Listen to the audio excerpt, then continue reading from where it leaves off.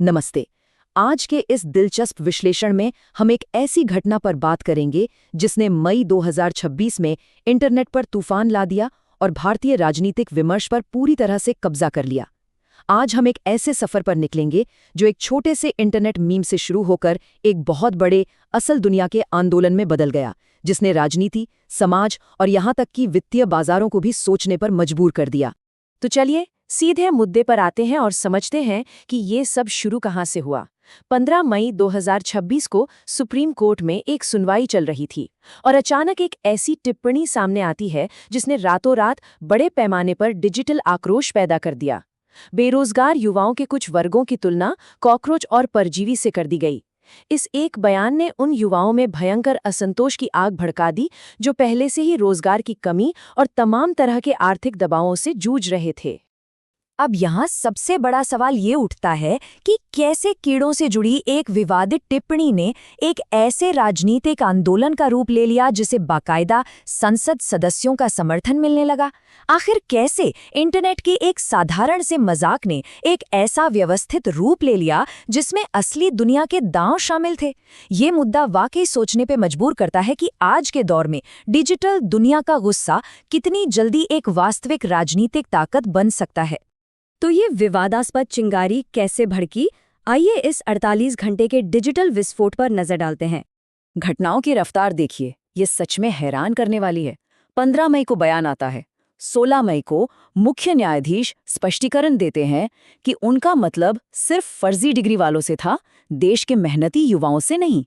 लेकिन इंटरनेट की दुनिया में इतनी देर काफी होती है। स्पष्टीकरण आने से पहले ही 30 साल के पीआर स्टूडेंट और पूर्व सोशल मीडिया रणनीतिकार अभिजीत दिपके ने कॉकरोच जनता पार्टी यानी सीजेपी का ऐलान कर दिया। डिजिटल पीढ़ी ने निष्क्रिय गुस्से से निकलकर संगठित पैरोडी तक का सफर महज कुछ ही घंटों में तय कर लिया। और कमाल देखिए, 18 मई तक 40,000 से ज्यादा लोग इस पार्टी से जुड़ भी गए। और ये तो बस शुरुआत थी। देखते ही देखते महज कुछ ही दिनों के भीतर अलग अलग सोशल मीडिया प्लेटफॉर्म्स पर फॉलोअर्स का आंकड़ा 10 लाख के पार पहुंच गया। 1 मिलियन से ज्यादा। बिना किसी भारी भरकम बजट के इंटरनेट इस्तेमाल करने वाले निराश युवाओं का यूं एकजुट होना, ये सामूहिक रूप से संगठित होने की एक भयानक और असल ताकत का एहसास कराता है। अब बात करते हैं कॉकरोच जनता पार्टी की ब्रांडिंग की, जो खुद को आलसी और बेरोजगारों की आवाज बताती है। यहाँ जो चीज़ सबसे ज्यादा मजेदार है वो है इनकी पार्टी में शामिल होने की शर्तें। इन्होंने खुद को एक व्यंग्यात्मक या कहें सटायर ग्रुप बताया, जिसका हेडक्वार्टर वहां है जहां भी वाईफाई काम करता है। शर्तें सुनिए: मजबूरी या मर्जी से बेरोजगार होना, शारीरिक रूप से आलसी होना, रोजाना 11 घंटे से ज्यादा इंटरनेट पर रहना और प्रोफेशनली शिकायत या रैंट करने की कला आना। ये बातें इतनी विडंबनापूर्ण और हाइपर आयरॉनिक थीं कि हर वो युवा जो सिस्टम से फ्रस्ट्रेटेड था, उसे लगा कि यह सीधे उसी की बात हो रही है।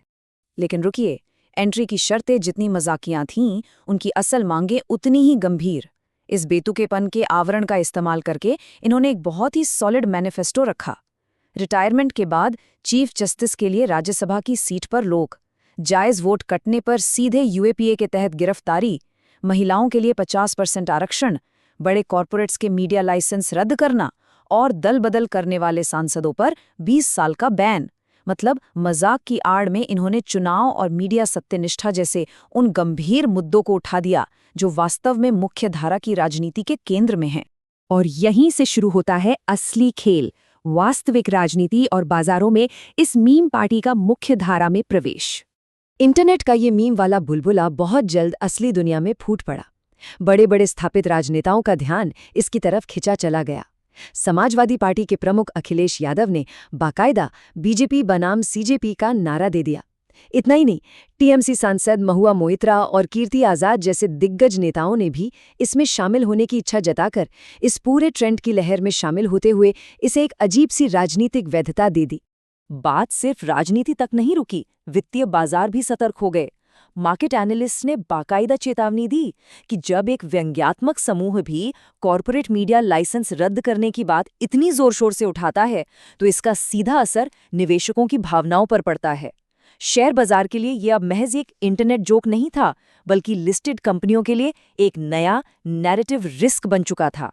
चलिए आगे बढ़ते हैं और देखते हैं कि ये सब ऑनलाइन से ऑफलाइन कैसे आया। यह आंदोलन सच में सड़कों पर दिखने लगा। हैरानी की बात थी कि वॉलंटियर्स कॉकरोच की कॉस्ट्यूम पहनकर यमुना की सफाई करने लगे। सीजेपी के पैरोडी ग्राफिक टी शर्ट्स धड़ल्ले से बिकने लगीं। अंजलि भारद्वाज जैसे कार्यकर्ताओं ने इसमें आरटीआई पारदर्शिता की मांगें भी जोड़ दी। और तो और इन्होंने बिहार के बांकीपुर उपचुनाव में अपना उम्मीदवार उतारने तक पर विचार कर लिया। ये सब किसी पूरी तरह से विकसित असली राजनीतिक ब्रांड की तरह काम कर रहा था। और जैसा कि भारत में होता है, कोई भी राजनीतिक जगह लंबे समय तक खाली नहीं रहती। जन्म होता है राष्ट्रीय परजीवी मोर्चा का, यानी एक महान कीट गठबंधन। मूल टिप्पणी में कॉकरोच के साथ परजीवी शब्द भी था, तो इसी दूसरे हिस्से को अपनाते हुए एक नया विरोधी गुट सामने आ गया, राष्ट्रीय परजीवी मोर्चा। और यह शानदार ढंग से दर्शाता है कि कैसे ये दोनों गुट वैचारिक रूप से एक दूसरे के सामने खड़े हो गए। सीजेपी खुद को एक ऐसे सर्वाइवर वर्ग के रूप में पेश करती है जो हर आर्थिक दबाव के बावजूद डटा रहता है। वहीं परजीवी मोर्चा कहता है कि वो सिस्टम के भीतर रहकर इस टूटे हुए ढांचे को बदलने पर मजबूर कर देंगे। बिना किसी पक्षपात के देखें तो ये दोनों आधुनिक भारतीय इतिहास के सबसे अनोखे और बेतुके राजनीतिक मोर्चे बन गए। अब सवाल है कि ये सब इतनी तेजी से कैसे फैला।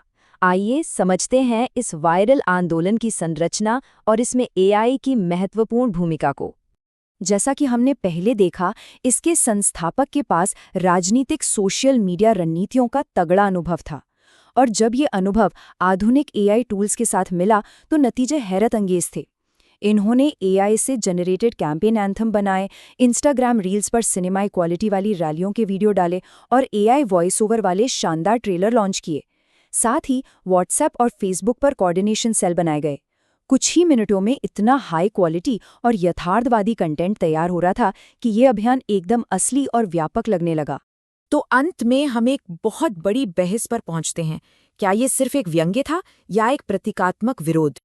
अगर हम निष्पक्ष होकर दोनों पक्षों को देखें तो आलोचकों का साफ कहना है कि इस तरह की मीमबाजी दरअसल बेरोजगारी और सेंसरशिप जैसे बेहद गंभीर राष्ट्रीय मुद्दों को एक बेतुके मजाक में बदल देती है, जिससे असल समस्या का महत्व कम हो जाता है। लेकिन दूसरी तरफ समर्थकों का तर्क है कि ये एक बहुत ही ताकतवर आधुनिक प्रतीकात्मक विरोध का तरीका है। ये उस कटी हुई और असंतुष्ट पीढ़ी को आवाज दे रहा है जिसकी बात शायद पारंपरिक राजनीति में सुनी ही नहीं जाती। साफ तौर पर दोनों ही पक्षों के अपने अपने मजबूत तर्क हैं। तो निष्कर्ष के तौर पर एक बड़ा सवाल हमारे सामने खड़ा है। जैसे जैसे मीम कल्चर और एआई राजनीतिक अभिव्यक्ति की परिभाषा बदल रहे हैं, क्या कॉकरोच जनता पार्टी महज कुछ दिन चलने वाला एक अस्थायी इंटरनेट मजाक बनकर रहेगी, या फिर हमने अभी अभी अपनी आंखों के सामने भारतीय लोकतंत्र के एक बिल्कुल नए, स्थायी और डिजिटल चेहरे को जन्म लेते देखा है? ये एक ऐसा सवाल है जो आने वाले लंबे समय तक गूंजता रहेगा। गहराई से जानने और समझने के इस विश्लेषण में साथ जुड़ने के लिए बहुत बहुत धन्यवाद।